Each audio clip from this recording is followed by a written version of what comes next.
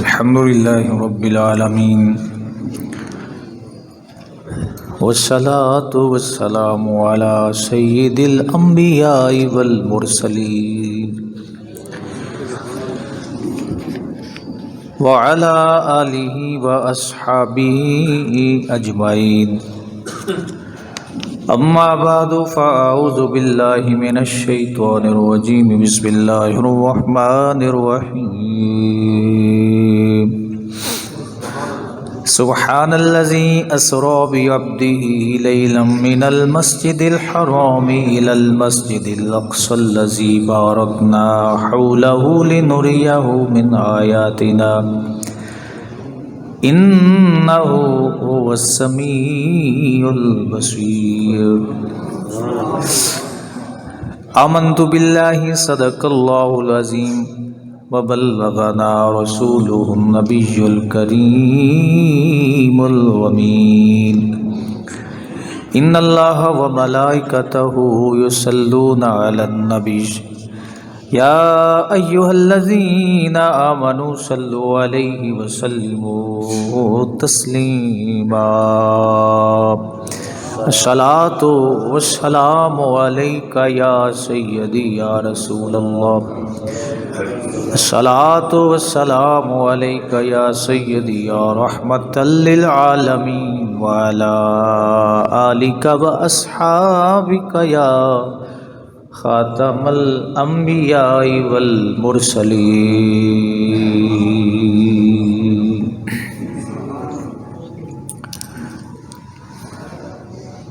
بعد از حمد و ثنا، معزز و محتشم احباب، سفر معراج مصطفیٰ صلی اللہ علیہ وسلم بارگاہ خداوندی کی طرف جاری و ساری ہے۔ گزشتہ جمعۃ المبارک پہ سواری مصطفیٰ براق مصطفیٰ صلی اللہ علیہ وسلم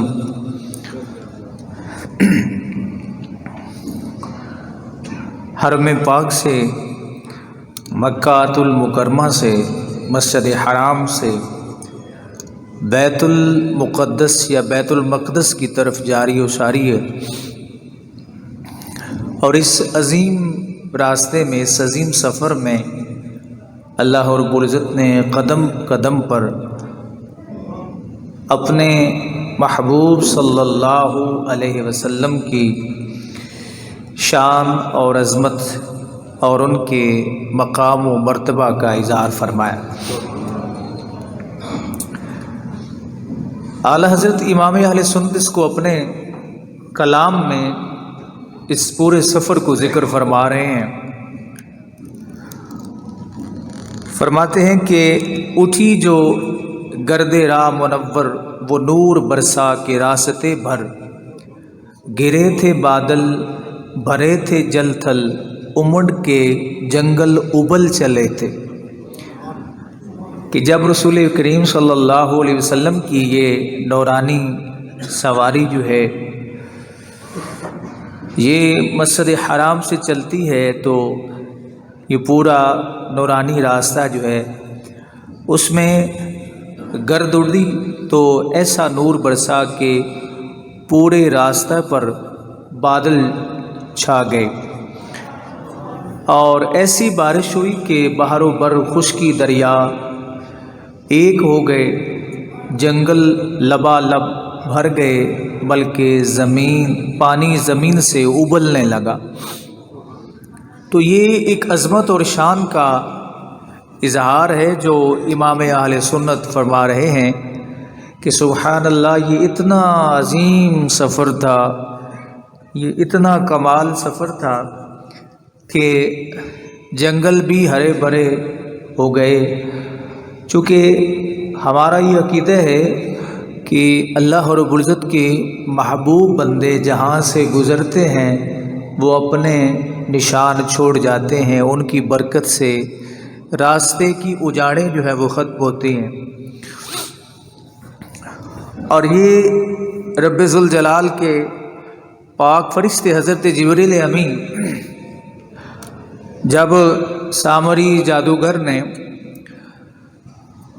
دیکھا کہ جبریل اپنے گھوڑی پہ سوار ہیں اور وہ فرعونی لشکر کے گھوڑوں کے آگے اپنی گھوڑی بگاتے ہوئے جا رہے ہیں، تو جہاں جبریل امین کی گھوڑی کے قدم لگتے ہیں تو قدم لگنے سے پہلے وہ جگہ بنجر ہے، بے آباد ہے، ہریالی نہیں، تو جہاں قدم لگا گھوڑی کا اور پھر اٹھا تو وہاں پر گھاس نکل آتی تھی۔ یہ حضرت جبریل امین کی شان ہے جو مسترد روایات کے اندر، صحاح کے اندر بھی موجود ہے اور تفاسیر کے اندر بھی، جہاں حضرت موسیٰ علیہ السلام کا تذکرہ موجود ہے کہ جب وہ بنی اسرائیل کا لشکر لے کے نکلے اور فرعونی جو ہے وہ ان کے پیچھے تھے، تو اللہ تعالیٰ کے بندوں کی یہ علامت ہے۔ یہ بات میں نے اس لیے عرض کی کہ ذہن میں وہم پڑنے لگ جاتا ہے کہ یہ وہ جنگل ہرے بھرے ہونا یہ کوئی ایسی عجیب سی کوئی بات نہیں۔ تو حضرت جبریل کی گھوڑی اگر قدم لگاتی ہے تو وہاں گھاس اگاتی ہے، تو جہاں جبریل کا سردار ہو، جبریل کا نبی ہو، تو ان کی گزر جس راستے سے ہو رہی ہے پھر وہ راستے کیسے جگمگا رہے ہوں۔ فرمایا اٹھی جو گردے راہ منور، وہ نور برسا کے راستے بھر، گرے تھے بادل بھرے تھے جل تھل، امڑ کے جنگل ابل چلے تھے۔ یہ چونکہ آپ کا ایک لہجہ ہے اس ثقافت کا اور اس اردو کا جو امام اہل سنت نے، جو آپ جانتے سمجھتے کہ جو ہندوستان کی اردو ہے وہ بڑی خوبصورت ہے اور اس کا ایک اپنا ایک لہجہ ہے، اپنا انداز ہے۔ جس زبان میں بھنڈی کو لیلا کی انگلیاں بولا جائے، یہ وہ زبان۔ ہم تو بھنڈی بولتے ہیں لیکن وہ لکھنوی لہجے میں بھنڈی کو کیا بولتے ہیں جی؟ لیلا کی انگلیاں، یعنی خوبصورت الفاظ کا چناؤ ہوتا ہے۔ تو امام اہل سنت انہی خوبصورت الفاظ کا چناؤ کرتے ہوئے اس سفر کی اس کا منظر جو ہے وہ بیان فرما رہے ہیں۔ کہتے ہیں کہ پھر آگے کیا ہوا کہ چلتے چلتے براق کے نقش سم کے صدقے، وہ گل کھلائے کے سارے رستے، مہکتے گلبن لہکتے گلشن، ہرے بھرے لہلہا رہے تھے۔ فرمایا کہ براق کے جو کھروں کے نشان، ایک گھوڑی وہ ہے جس پہ جبریل بیٹھے اور اس کے کھروں کے نشانوں پر سبزہ جو ہے وہ گائے، اور یہ ایک وہ سواری ہے جو جنت سے آئی ہے اور وہ کائنات، وجہ تخلیق کائنات کی سواری ہے۔ تو اس کے قدم جب اٹھے تو فرماتے ہیں براق کے کھروں کے نشانات پر قربان، براق کے کھروں کے نشانات پر قربان۔ اب براق کے کھروں کے نشانات وہ کہیں کہیں تو لگ رہے ہوں گے نا، کیونکہ حدیث پاک میں آتا ہے کہ جہاں تک نظر جاتی تھی اس سواری کا ایک قدم ہوتا تھا۔ تو یہ معراج تھی اس سواری کی بھی، اگر مصطفیٰ سوار نہ ہوتے تو نہ جانے وہ اتنے قدم نہ اٹھا سکتا، کہ اس کا ایک قدم اٹھتا جہاں تک نظر کی انتہا ہو وہاں تک اس کا ایک قدم ہو رہا۔ تو براق کے جو کھروں کے نشانات ہیں، امام اہل سنت فرماتے ہیں اس پہ قربان کہ اس نے سارے رستے ایسے پھول کھلائے برسائے کہ گلاب کے سرخ پھول مہک رہے تھے۔ ادھر گھاس اگ رہی ہے، ادھر گلاب کے سرخ رنگ کے پھول جو ہیں وہ مہک رہے ہیں، اور باغات مہکتے گلبن لہکتے گلشن، ہرے بھرے لہلہا رہے تھے۔ باغات سرسبز و شاداب ہو رہے تھے اور ہریالی جو ہے وہ موجیں مار رہی تھی۔ تو یہ پورا معجزہ جو ہے اس کا ذکر امام اہل سنت جو ہے وہ فرما رہے ہیں، اور آگے کیا خوبصورت بیان کرتے ہیں۔ آپ فرماتے ہیں کہ یہ سواری چل رہی ہے اور حضرت سیدنا موسیٰ علیہ السلام سے ملاقات ہو رہی ہے۔ حضور فرما رہے ہیں میں موسیٰ کو دیکھ رہا ہوں کہ وہ اپنی قبر انور میں نماز پڑھ رہے ہیں۔ اب یہ ساری شان مصطفیٰ ہے، ہر شخص کو آج کے اس فتنے میں، اس دور میں جو فتنے موجود ہیں، تو اگر معجزہ معراج بیان کیا جائے تو اس سے بلڈ پریشر بھی ہلکے ہو جاتے ہیں. کیونکہ میں اکثر ایک دوست سے کہہ رہا تھا کہ یہ جو تناظر میں گفتگو ہوتی ہے نا، مقابلے میں گفتگو، کہ آپ یہ کہہ رہے ہو، دوسرا کہہ رہے یہ کہہ رہے، ان میں کوئی 2% لوگ ایسے ہیں، علماء ہیں، کہ جو اللہ اور اس کے رسول کی رضا کے لیے کام کرتے ہیں، اور 98% وہ لوگ ہیں جو اپنی تقریریں چمکانے کے لیے، وہ چاہتے ہیں کہ یہ ٹسل بازی چلی رہے، بنی رہے، اور ہماری دکانداری جو ہے وہ چلتی رہے. اگر اس دکانداری کو چھوڑ دیں گے تو یہ سخت تقاریر جو ہے اور یہ گالی گلوچ کا سلسلہ بند کر دیں گے، ہمیں بلائے گا کون نہیں. اور آپ سمجھتے ہیں کہ گھر میں 5 افراد ہوں، ایک بندہ ایسا ضرور ہوتا ہے جس کا بلڈ پریشر ہر وقت 200 پہ رہتا ہے. تو جس کا بلڈ پریشر 200 پہ رہتا ہے جناب والا، وہ ضرور کہے گا کہ ایسے عالم کو بلاؤ جو گالیاں دیتا ہو، وہ اس کو پسند کرے گا. تو بہرحال یہ اس دہکتے ماحول میں معجزہ معراج ایک ایسا معجزہ ہے کہ اگر یہ تفصیلاً بیان کیا جائے تو ہر شخص کو اس کے سوال کا جواب بھی مل جائے گا، اور آپ کے چہرے بھی کھلے کھلے رہیں گے کہ عظمت مصطفیٰ جو ہے یہ قدم قدم پر نظر آ رہی ہے. اللہ اکبر.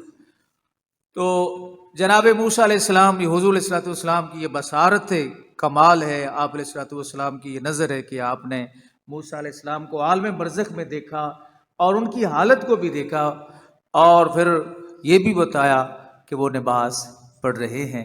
ہو سکتا ہے موسیٰ علیہ السلام کھڑے ہوں، ہو سکتا ہے موسیٰ علیہ السلام رکوع میں ہوں، ہو سکتا ہے موسیٰ علیہ السلام جو ہے وہ سجدے میں ہوں، ہو سکتا ہے آخری تشہد، جس بھی حالت میں ہوں، مصطفیٰ صلی اللہ علیہ وسلم یہ دیکھ رہے ہیں کہ حضرت کلیم اللہ علیہ السلام کیا کر رہے ہیں، وہ نماز ادا فرما رہے ہیں. یا بعض نے یہ مانا لیا کہ وہ درود و سلام پڑھ رہے ہیں، تو درود پڑھ رہے ہیں، یہ تو اور عظمت والی بات ہے. نگاہ پڑھ رہی تو آپ نے حیت کو دیکھا، حالت کو دیکھا، تو فرمایا نبی علیہ السلام نے کہ وہ نماز پڑھ رہے تھے. اور اگر دروشی والی حدیث مانی جائے تو پھر اس میں اور کمال مصطفیٰ جو اللہ نے آپ کو عطا فرمایا ہے کہ مصطفیٰ نے یہ جان لیا کہ یہ دل میں پڑھ رہے ہیں کہ زبان سے پڑھ رہے ہیں، اور کیا پڑھ رہے ہیں یہ سمجھنا، اس کا ادراک اور مشکل ہے.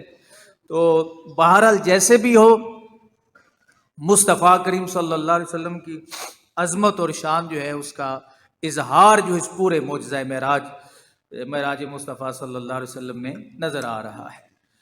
تو جب سرکار دو عالم صلی اللہ علیہ وسلم وہاں پہنچتے ہیں، یعنی مسجد اقصی شریف پہنچتے ہیں، تو وہاں پر کیا ہوتا ہے، آپ کے انتظار میں انبیاء کرام علیہ السلام، آپ کے منتظر کون ہے؟ انبیاء. حضور کا استقبال کرنا یہ نبیوں کی سنت ہے. حضور کا استقبال کرنا یہ نبیوں کی سنت ہے. بلا جو عالم برزخ میں وہ بھی استقبال کرتے، کیوں جی؟ جو وہ انبیاء دنیا سے تشریف لے جا چکے تھے، وہ عالم برزخ میں تھے، اور حضور کے استقبال کے لیے وہ مسجد اقصی میں کہاں کہاں سے دور سے سفر کر کے بغیر کسی پیغام کے وہ وہاں پہنچے ہوئے. تو پتہ چلا ہوائیں بتاتی ہیں، رستے بتاتے ہیں کہ وہ آ رہے ہیں. تو اگر آمد مصطفیٰ صلی اللہ علیہ وسلم کا استقبال، حضور کی آمد کا استقبال کرنا نبیوں کی سنت ہے، تو پھر ہم بھی آمد کا استقبال ہی کرتے ہیں یار. ہم نبیوں کا طریقہ، اس نبیوں کے طریقے پہ چلتے ہیں، رسول پاک علیہ السلام کی آمد کی خوشی مناتے ہیں، کیونکہ آپ کے استقبال اور آپ کو پروٹوکول دینا یہ اللہ رب العزت کا حکم ہے. اور پروٹوکول پھر اس شان کے مطابق ہوتا ہے. کسی کے پروٹوکول کے لیے 2 آئے، 3 آئے، 4 آئے، کون آئے؟ یہ دیکھیں نا، کوئی بڑا افسر آتا ہے تو M N A M P سارے کھڑے ہوتے ہیں، تو رب ذوالجلال نے فرمایا میرے سارے ایم این ایز آ رہے ہیں، اور وزیر اعظم جو ہے سبحان اللہ ان کے استقبال کے لیے. یہ سمجھانے کے لیے عرض کر رہا ہوں، یعنی ان کے مقام و مرتبے کو کے اظہار کے لیے. تو جناب والا یہ کام کیا گیا، کیوں کیا گیا کہ تمام نبیوں کو بلایا کیوں گیا؟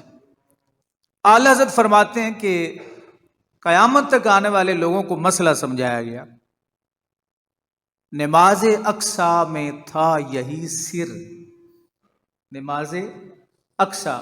اب نماز پڑھائی گئی ہے، کیا ہے؟ نماز پڑھائی گئی۔ کون سی نماز پڑھائی گئی؟ فجر کی، ظہر کی، عصر کی، مغرب کی، عشاء کی، کس کی؟ فرمایا یہ نہ ظہر تھی، نہ فجر تھی، نہ عصر تھی، نہ مغرب تھی، نہ عشاء تھی، یہ صرف 2 نفل تھے، نفلوں کی جماعت۔ کیا تھی جناب؟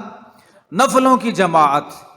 آپ نے یہ سنا ہوا ہوگا کہ زندوں کی امامت بھی زندہ ہی کرواتے ہیں، مردوں کی امامت مردہ کرواتے ہیں، کیونکہ نماز کا حکم جو ہے وہ زندہ لوگوں کے لیے، جو مکلف ہے، جب بندہ دنیا سے جاتا ہے، موت کا حکم پورا ہوتا ہے تو اس پہ نماز کا پابند نہیں ہے، لیکن موسیٰ پڑھ رہے ہیں۔ پتہ چلا کہ انسان دنیا میں جس چیز کو محبوب سمجھتا ہو، اللہ دنیا سے جانے کے بعد بھی حکم دیتا ہے کہ کرتے رہو۔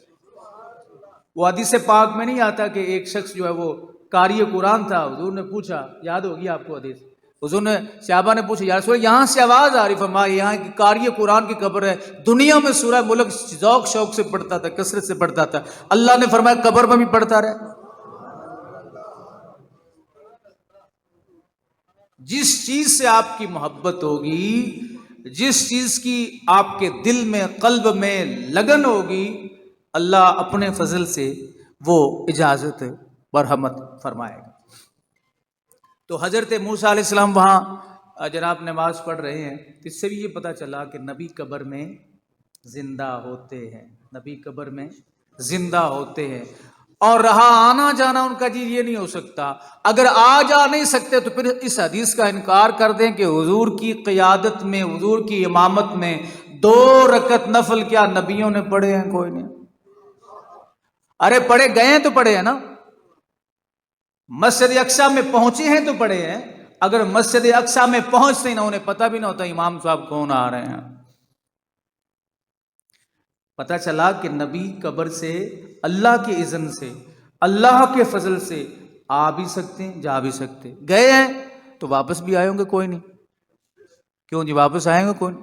یہ واقعہ جو میں نے آپ کو ایک دفعہ سنایا تھا، یہ تمام مکاتب فکر کی کتب کے اندر یہ موجود ہے کہ وہ بزرگ نے، وہ اللہ کے ولی نے کہا کہ جب کوئی میرے مزار پہ آ کے خرافات کرتا ہے، خرابیاں کرتا ہے، تو میں یہاں سے چلا جاتا ہوں۔ تو ان احادیث کے تحت یہ عقیدہ بھی درست ہو گیا جناب کہ اللہ کے نبی اگر آ جا سکتے ہیں تو اللہ کے فضل۔ حضور اسلام نے فرمایا میری امت کے اولیاء وہی کام کریں گے جو بنی اسرائیل کے نبی کرتے آئے ہیں، یعنی نبی نہیں ہوں گے، دین اسلام کی سربلندی، وہی ڈیوٹی سر انجام دیں گے۔ تو پتہ چلا یہ ممکن تو ہے نا، یہ ممکن ہے۔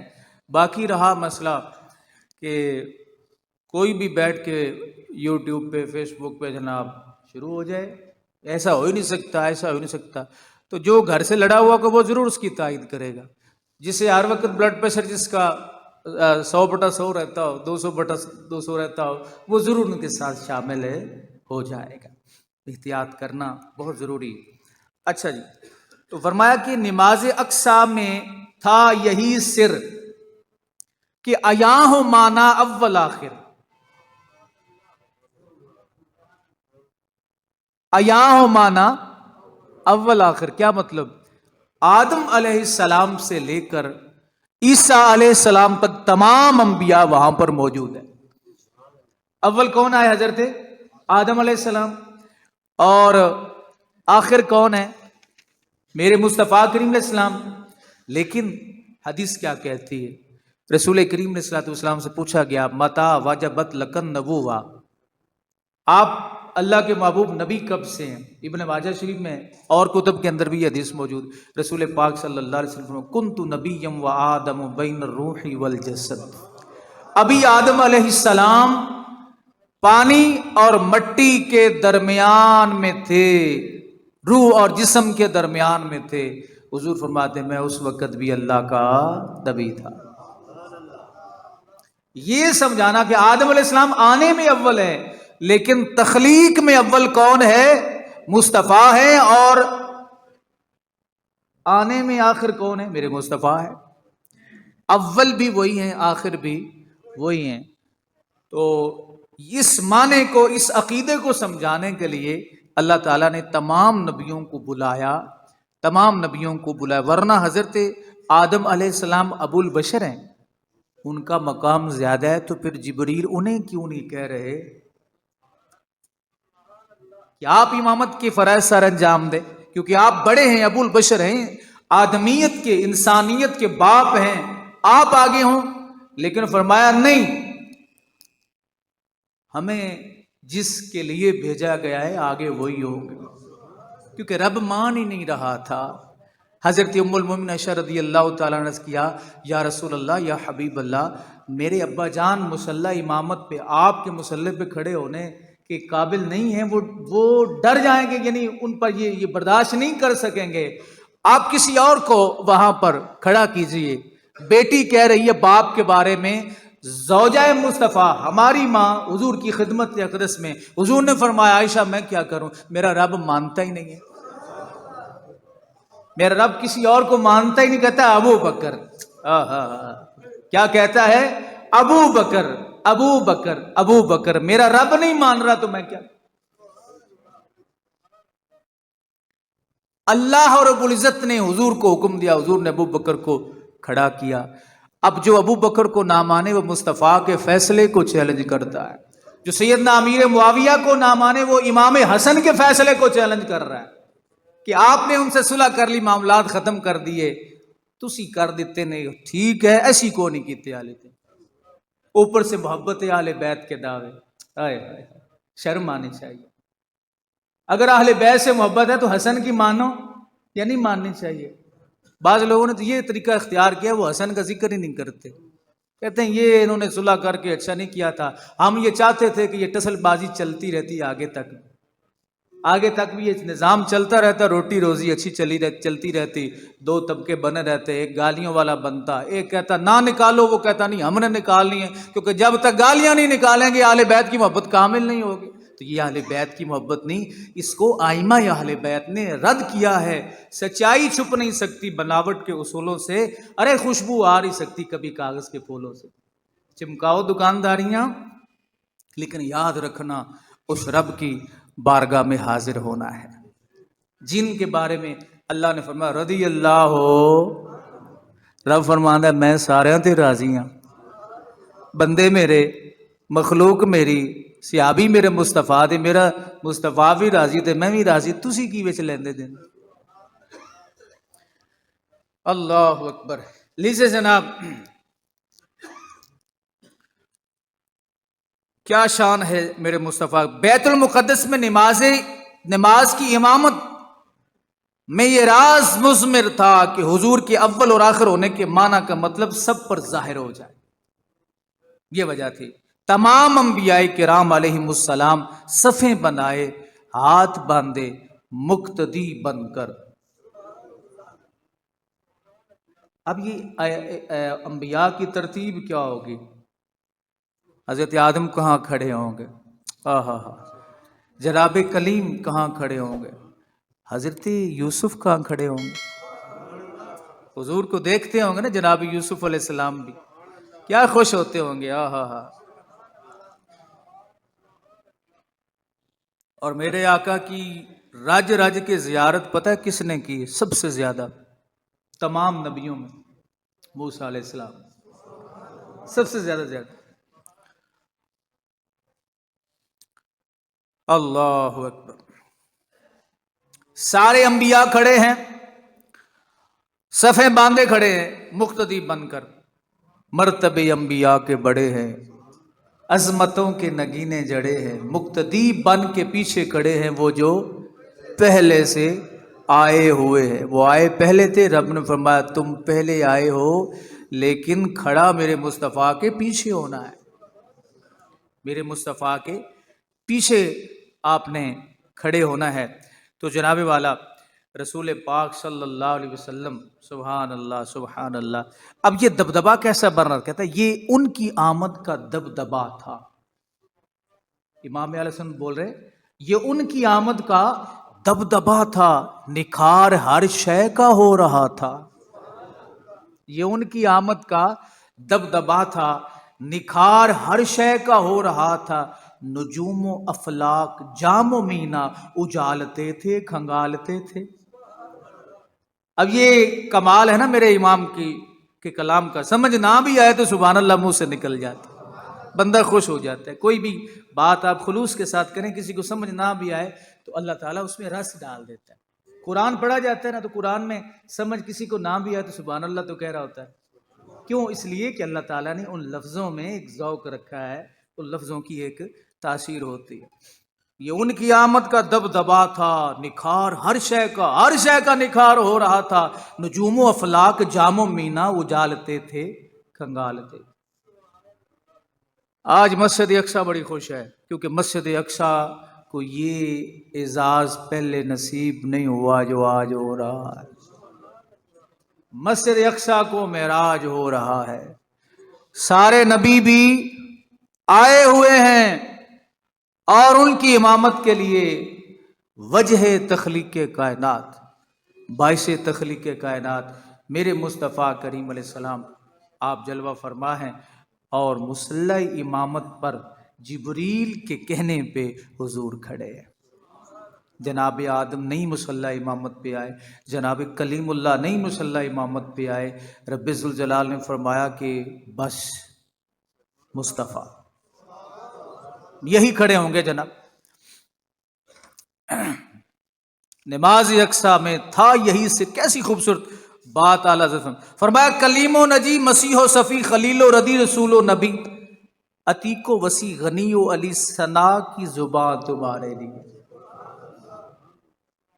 فرمایا سارے انبیاء کرام علیہ السلام، اے میرے مصطفیٰ، اے میرے محبوب، سارے نبی آج ذکر تیرا کریں گے، سب کی زبان، زمین و زمان تمہارے لیے، مکین و مکان تمہارے لیے، چنین و چنا تمہارے لیے، بنے دو جہاں تمہارے، دہن میں زبان تمہارے لیے، بدن میں ہے جہاں تمہارے لیے، ہم آئے یہاں تمہارے لیے، اٹھیں بھی وہاں۔ اللہ، کلیم و نجی مسیح و صفی خلیل و ردی رسول و نبی، عتیق و وسیع غنی و علی ثنا کی زبان۔ آئے ہائے، تمہاری چمک، تمہاری دمک، تمہاری جھلک، تمہاری مہک، زمین و فلک سما کو سمک میں سکہ نشان۔ آئے ہائے،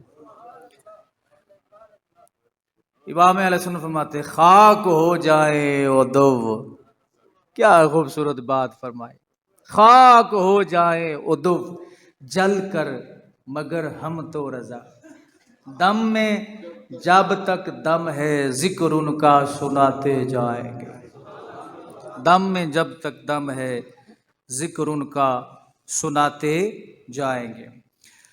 لیجئے جناب، اب یہ مصطفیٰ کریم علیہ السلام کی سواری، یہ حضور صلی اللہ علیہ وسلم نماز پڑھائی ہے، اور پھر خطابات کا سلسلہ شروع ہو جاتا ہے۔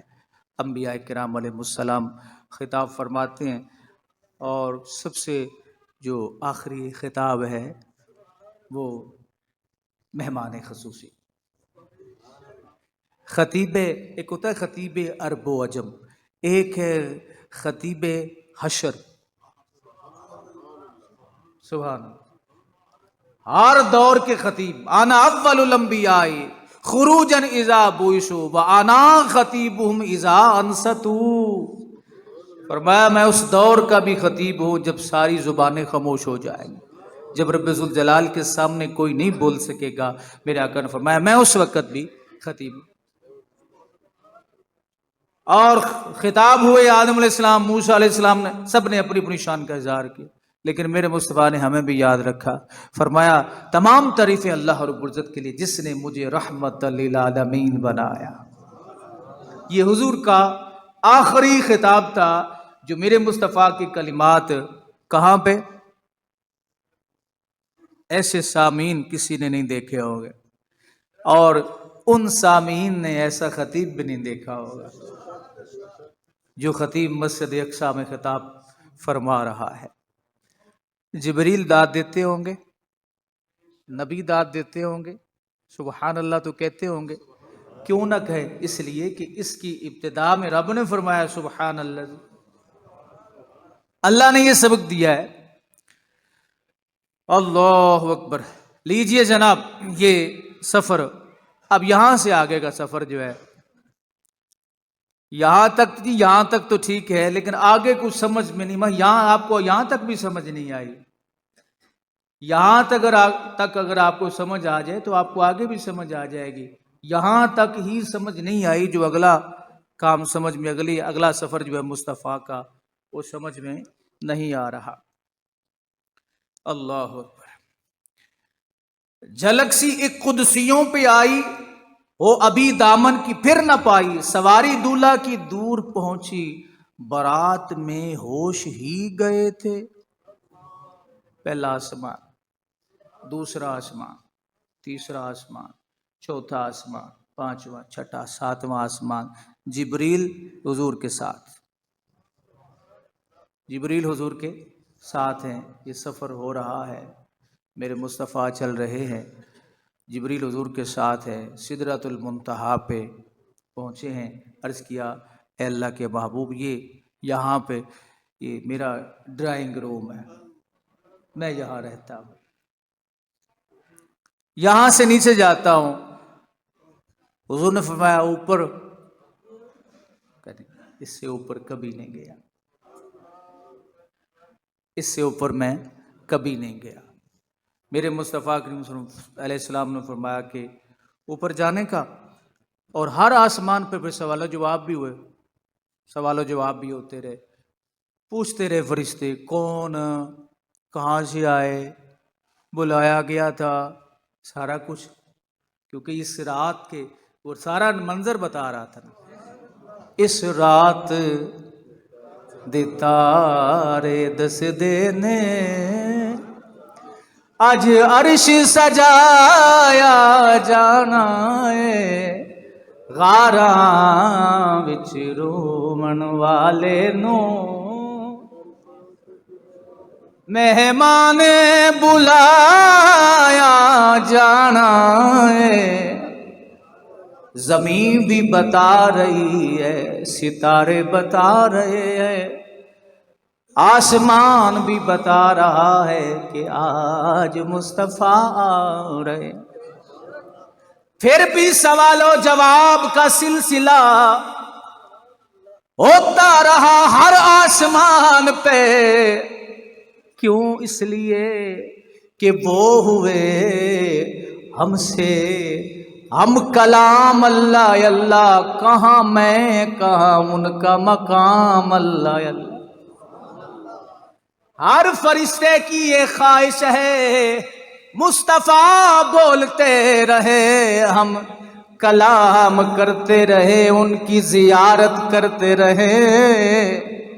جبریل کو ذرا آڑے لگاؤ، جبریل کو باتوں میں لگاؤ، اپنی نظروں کو کسی اور کے چہرے پہ ٹکاؤ۔ دیکھتے مصطفیٰ کا چہرہ، مخاطب جبریل سے اُرسلتا الیہ، دس جبریل تینوں انہاں دے ولے بھیجیا گیا کہ کوئی نہیں؟ جبریل جواب تو دے رہے ہوں گے، تانوں نگے نہیں آندا میں لے کے آیا، یہ تواڈے کول ہونے لگ کے نہیں گیا میں مصطفیٰ دے ولے تے ہٹ مڑ پوچھی جاندے ہو۔ بات کچھ اور تھی، فرشتے چاہتے تھے کہ جبریل کو باتوں میں لگائیں اور چہرہ والضحا کو رج رج کے تک پائیں۔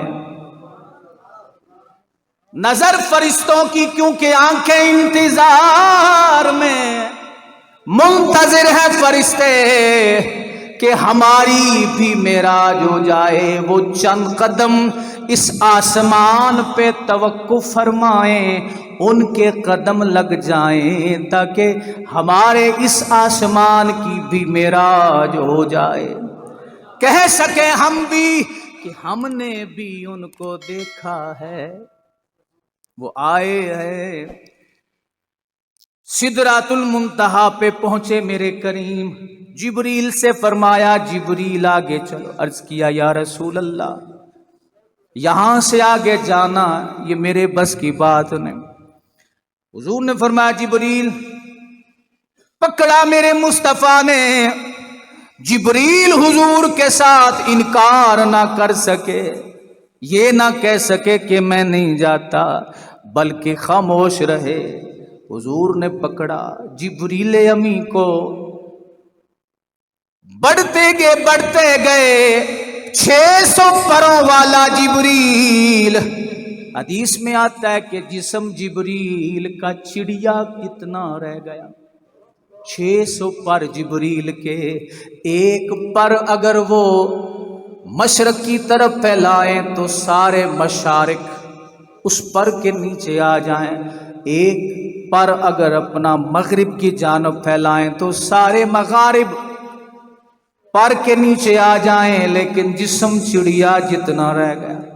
عرض کیا یا رسول اللہ یا حبیب اللہ، جلتے ہیں جبرائیل کے پر جس مقام پر اس کی حقیقتوں سے شناسات تمہیں تو میں نہیں جا سکتا۔ امام اہل سنت میدان میں آئے، آپ فرماتے ہیں تھکے تھے روح الامی کے بازو، تھکے تھے روح الامی کے بازو، چھٹا وہ دامن کہاں وہ پہلو، رکاب چھوٹی امید ٹوٹی، نگاہ حسرت کے ولولے تھے۔ تھکے تھے روح الامی کے بازو، فرمائے وہ جو فرشتہ کمال ہے اس کے بازو تھک گئے، کیونکہ اب یہ رفتار ہے نبوت مصطفیٰ کی۔ پتہ چلا کہ نبوت مصطفیٰ کی رفتار جبریل امی کی رفتار سے زیادہ ہے، تمام نبیوں کی رفتار سے زیادہ۔ اور جبریل کی رفتار کیا آپ کو پتہ ہے؟ حضور نے ایک دن پوچھا جبریل بتاؤ تو صحیح کہ کتنی دیر میں کتنا سفر کر لیتے ہو، کن کن مقامات پر؟ مختلف مثالیں آپ عرض کی۔ اللہ کے نبی جب حضرت ابراہیم خلیل اللہ علیہ السلام اسماعیل کے گلے پہ چھری رکھی تھی تو جنت سے مینڈا لے کے میں نے پوری رفتار دکھائی۔ ابراہیم خلیل کو جب آگ میں آپ جانے لگے، تشریف لے جانے لگے، تو اس وقت بھی میں نے اپنی پوری رفتار مختلف مثالیں پیش کی، لیکن کیا اب رفتار جبریل کی زیادہ یا مصطفیٰ کی؟ حضور نے فرمایا جتنی، چلو اتنا سفر تو اپنی طاقت سے کر لو نا، جتنا مکہ کی طرف گئے ہو اتنا اوپر بھی جا سکتے۔ عرض کیا نہیں، پتہ چلا جبریل امی جو ہے، جبریل امی کی رفتار اور طاقت میرے مصطفیٰ کی رفتار و طاقت کا مقابلہ نہیں کر سکتے۔ اب لوگوں کو یہ جملہ ہی برا لگتا ہے، کیونکہ جن کی نگاہ میں ایک عام آدمی نبی کی مثل ہو سکتا ہے، وہ کہتے ہیں جبریل تو بہت بلند ہے، اگر جبریل بلند ہے تو کرے نا حدیث کا انکار۔ ہم نے یہ کہا، ہم نے یہ پیغام دیا کہ دماغ میں یہ بات رکھنی مصطفیٰ معبود نہیں، ان کی عبادت جائز نہیں ہے، ان کو سجدہ کرنا جائز نہیں ہے، لیکن باقی ساری شانیں رب نے دی ہیں، ساری عظمت اللہ نے عطا پر، اور حضور کی جتنی بھی شانیں ہیں وہ ساری کی ساری کیا ہیں؟ رب کی عطا کر۔ پھر ان کا تعارف پھر ایسے بازاری الفاظ سے کروانا، وہ ایسے تھے، وہ ایسے تھے۔ میرے خیال میں ایسے الفاظ تو اپنے باپ کے بارے میں تعارف میں استعمال کیے جائیں تو آپ اس کو بھی مناسب نہیں سمجھیں، اگرچہ وہ ایک نماز بھی نہ پڑھتا ہو۔ ہمارا کام ہے قول لین سے، محبت سے پیغام دینا، خدا را اپنی جو سوچ اور فکر ہے نا اس کو ٹھیک رکھے۔ بے ادبی انبیاء کی ہو، بے ادبی اہل بیت کی ہو، بے ادبی صحابہ کرام کسی صحابی کی ہو، اولیاء کی ہو، اپنی زبان کو بند رکھنا یہ اہل سنت کا مذہب ہے، باقی سب پارٹی ہیں۔ اچھا جی، فرمایا تھکے تھے روح الامی کے بازو، چھٹا وہ دامن کہاں وہ پہلو، رکاب چھوٹی امید ٹوٹی نگاہ حسرت کے ولولے تھی۔ اب میرے مصطفیٰ کریم علیہ السلام تشریف لے گئے اللہ رب العزت کی بارگاہ میں۔ تو امام اہل سنت فرماتے ہیں کہ جب رب ذوالجلال کی بارگاہ میں حضور پہنچتے ہیں تو یہ حالت کیا تھی؟ فرماتے ہیں یہ سن کے بے خود پکار اٹھا، نثار جاؤں کہاں ہے آقا، پھر ان کے تلووں کا پاؤں بوسا، پاؤں بوسا یہ میری آنکھوں کے دن پھرے تھے۔ اب یہ جو ہے نا عرش اعظم، اس پہ جب حضور نے قدم رکھا، حضور نے جب عرش اعظم پہ قدم رکھا تو وہ عرش کہہ رہا ہے کہ یہ میری آنکھوں کے دن پھرے تھے، کہاں میں کہاں وہ۔ انہوں نے آ کے اپنا قدم مجھ پہ میرے سینے پہ ٹکایا۔ کون کہہ رہے؟ عرش۔ عرش اللہ کی مخلوق ہے، عرش اللہ کی مخلوق ہے، اور عرش کا معنی کیا ہوتا ہے؟ تخت۔ حضور تشریف لائے ہیں، آپ نے اپنا پاؤں رکھا تو عرش کی معراج ہو گئی۔ وہ کہہ رہا پھر ان کے تلووں کا پاؤں بوسا، ان کے تلووں کا پاؤں بوسا یہ میری آنکھوں کے دن پھرے تھے۔ فرمایا یہ میرا نصیب ہے کہ وہ تشریف لائے اور انہوں نے اپنے پاؤں مبارک جو میرے سینے پہ ٹکائے تو میری آنکھوں کے دن جو ہے وہ کیا ہے؟ پھر گئے۔ اللہ اکبر۔ آگے فرماتے ہیں جھکا تھا مجرے کو عرش اعلیٰ۔ یہاں پہ مجرا جو ہے نا، یہ جو آپ بولتے ہیں نا بازاری لفظ، اس معنی میں نہیں ہے، یہ ہے آداب کے معنی میں۔ کس معنی میں ہے جی؟ آداب کے معنی میں ہے۔ جو مجرا ہمارے عرف عام میں لیا جاتا ہے، جو عورتیں ناچتی ہیں، وہ مجرا یہاں پہ مراد نہیں۔ فرمایا ادب جو عرش کا آداب ہے، اس کے ادب ہے، اس کا اس طرف والا اشارہ فرما رہا ہے۔ جھکا تھا مجرے کو عرش اعلیٰ، گری تھی سجدے میں بزم بالا۔ بزم بالا کون ہے؟ فرشتے جتنے بھی اللہ رب العزت کے عرش پر ہیں یا حاملین عرش جن کا قرآن میں ذکر ہے، الذین یحملون العرش، وہ سارے کے سارے کیا ہوا کہ سجدے میں گر گئے۔ کس کا سجدہ کر رہے تھے؟ اللہ کی بارگاہ میں، کہ یا اللہ یہ تیرا احسان ہے کہ تو نے اپنا محبوب ہمیں دکھا دیا، اور بڑے پروٹوکول سے دکھا دیا۔ جھکا تھا مجرے کو عرش اعلیٰ، گری تھی سجدے میں بزم بالا، یہ آنکھیں قدموں سے مل رہا تھا، وہ گرد قربان ہو رہے تھے۔ عرش الہی مصطفیٰ کریم علیہ السلام کے قدموں سے، ان کے تلووں سے اپنی آنکھیں مل رہا تھا، اور جو بھی عرش کے ارد گرد کھڑے فرشتے تھے وہ بھی قربان ہو رہے تھے۔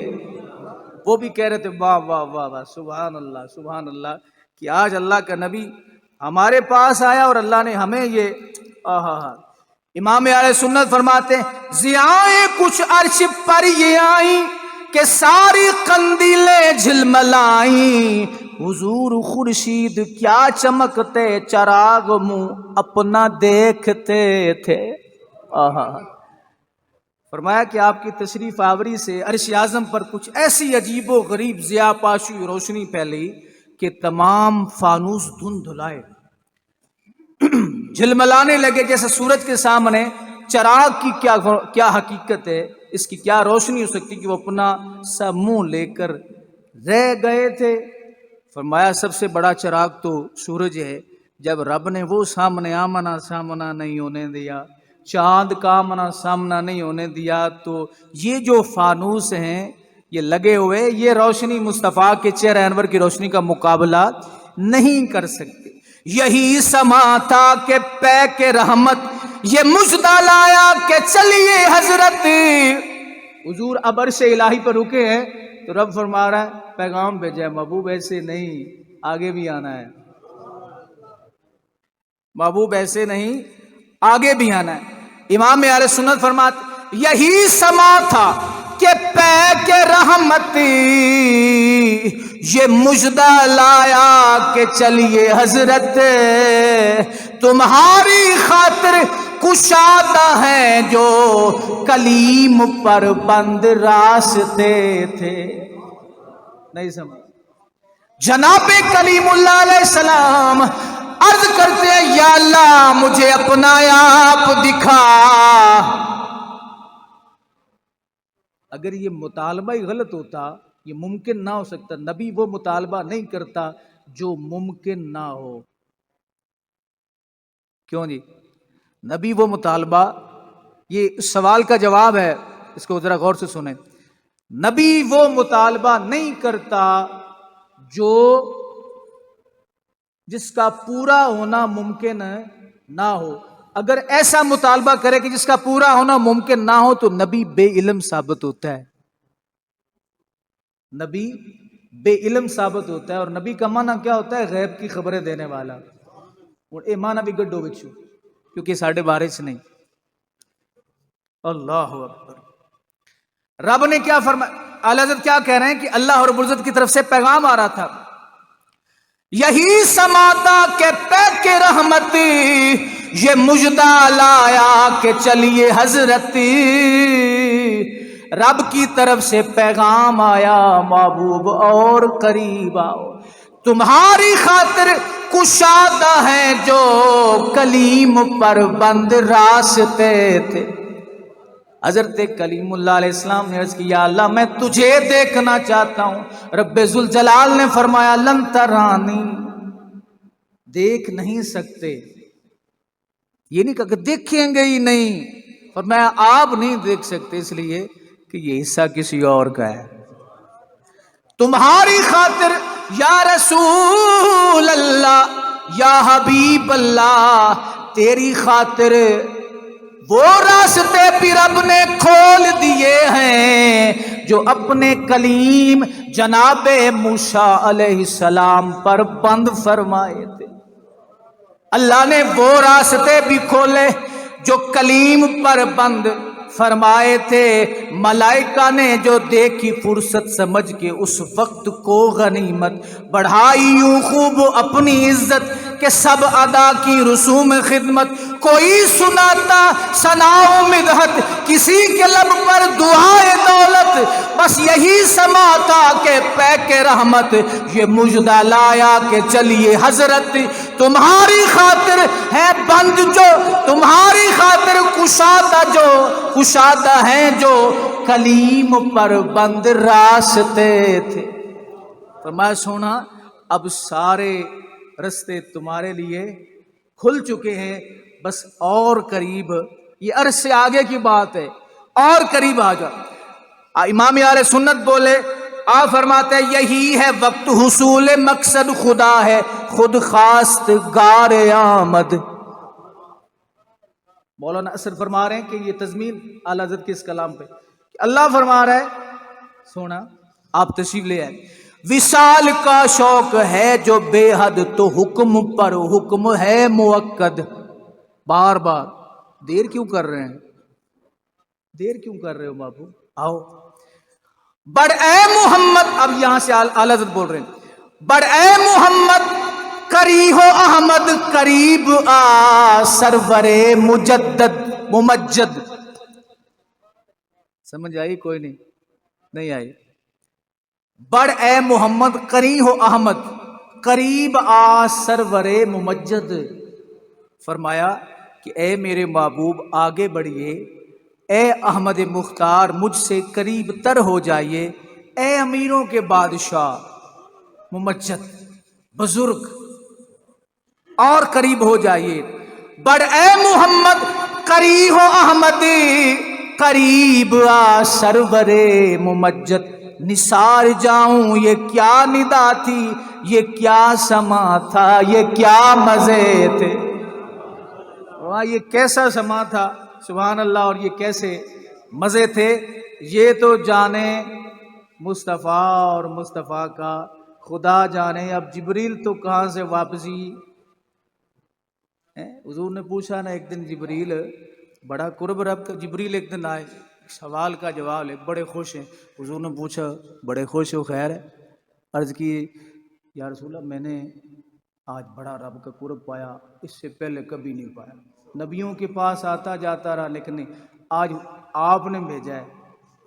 رب نے کہا اور قریب آؤ, اور قریب آؤ, اور قریب آؤ, اور قریب, میں نے بڑا قرب حاصل کیا.